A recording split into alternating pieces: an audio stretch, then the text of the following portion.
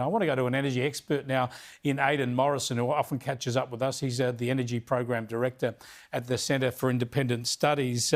Aidan, you'll be very interested to see what these guiding principles and other principles are.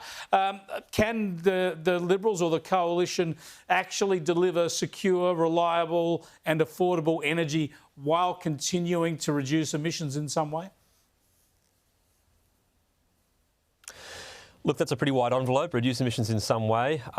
Look, not quickly. At the end of the day, we don't have a solution that reduces emissions significantly unless we use nuclear. At the moment, we've tried the renewable energy rollout experiment and it's stalled totally, completely. There is just no new private money that is pushing into renewable energy because the honeymoon has ended. We're now at the point we have to build the expensive stuff, all the things to keep the grid stable, all the storage to move the energy around the clock, around the calendar, around the country. So renewable energy gets more expensive from here onwards. It always will do.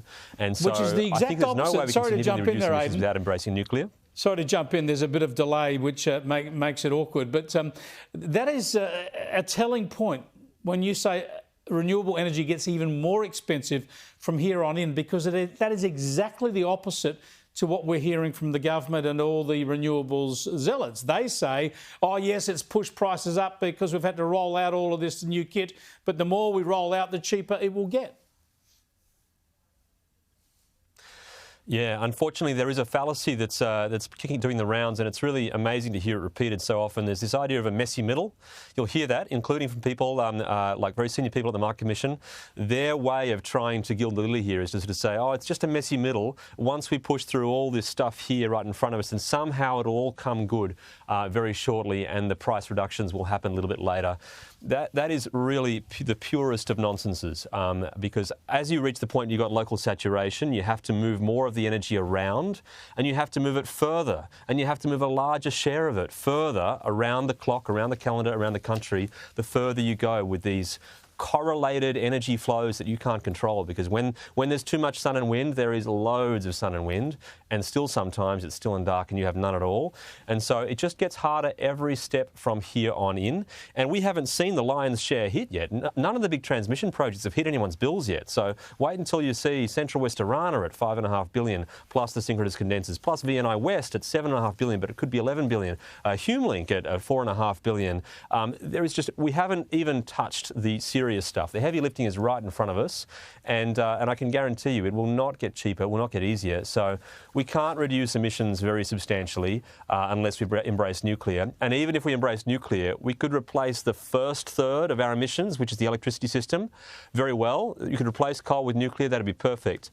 But the second two-thirds of net zero, which is all about replacing all your heat and all your transport, petrol and gas, with electricity too, and then hydrogen to make things like fertiliser, to make things like steel, that stuff is just nonsense. That is just absolute pie in the sky, away with the fairy stuff, particularly if electricity is expensive, which we now know it is with renewable energy. So there isn't really a path open to net zero that doesn't involve massive economic destruction, basically. Well, Aidan, stay with us. I want to share with you and with our viewers breaking news, because I've got these principles that the Liberal Party Room has signed up to, and I'll go through them briefly. The two guiding principles are having a stable, reliable energy grid, and then secondly, reducing emissions in a responsible, transparent way. So they're the two guiding principles. Have the power, affordable, but also reduce emissions. The guiding principles, the 8 points under that are energy needs to be affordable and abundant. There's technology neutrality from the Liberals. That means bring in everything, renewables, nuclear, the lot. A commitment to the Paris Agreement. They're going to stay in Paris. But then fourthly, they're going to reject all the Albanese Labor government's unrealistic targets. There's going to be community first, talking about social licence. That's important for renewables rollout. They're backing reliable energy rather than renewables. Look at reliability. A technology-driven and industry-led emissions reductions policy, focusing on technology. And they're scrapping carbon taxes, tariffs and mandates. So this is done through technology and working innovatively with technology rather than through carbon taxes, tariffs and mandates. There's a bit more detail there, but that's the key principles there. Aidan, your top of mind assessment of whether that's a realistic agenda to fix the energy crisis in this country? Look, the thing that I really want to come and check, and I'll inspect this again later on, is just where they put that price question in there. Because if you say you want it to be reliable, all well and good, but the question is what you're willing to pay for it. And if you prioritise price, you really prioritise price, then you have to really reject net zero and really a lot of aggressive emissions reductions from here, because we've got already too many renewables in the grid. The costs are going to be pushed up here. So let me just the big jump question in there in my mind then, now as to whether it is clear that price is a priority. Yep. Let me just jump in here, because this reading a little under the headings. Our energy policy will prioritise affordable, reliable energy for all Australians. Our emissions reduction policy must not compromise our primary goal of energy affordability and abundance. So they're setting out the priorities there pretty clearly. Well, that sounds very encouraging indeed, because what that means is that we're going to be able to expose what's really a tremendous bait and switch that has occurred over the course of the last 4 or 5 years. Because 4 or 5 years ago, back in about 2020, there was an idea that this renewable energy would ultimately be affordable and cheap. We were telling ourselves that it would produce electricity at $70 below, $70 a megawatt hour and below. But now we're talking about this firmed, reliable renewable energy being $150 or $170 and above.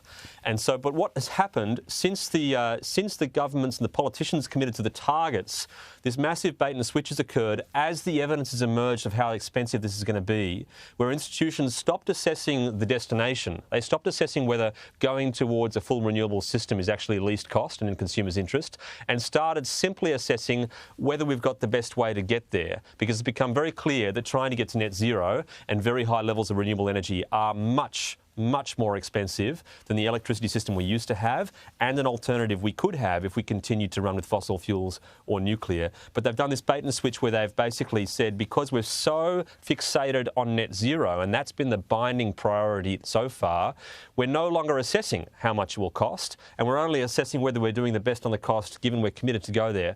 So changing that priority is actually crucial, and I'm encouraged to hear the Liberal Party might have actually done that, because you have to reject the primacy of the emissions reductions in order to expose what has happened with all our institutions now basically trying to hide the evidence that what we're doing is very, very expensive indeed.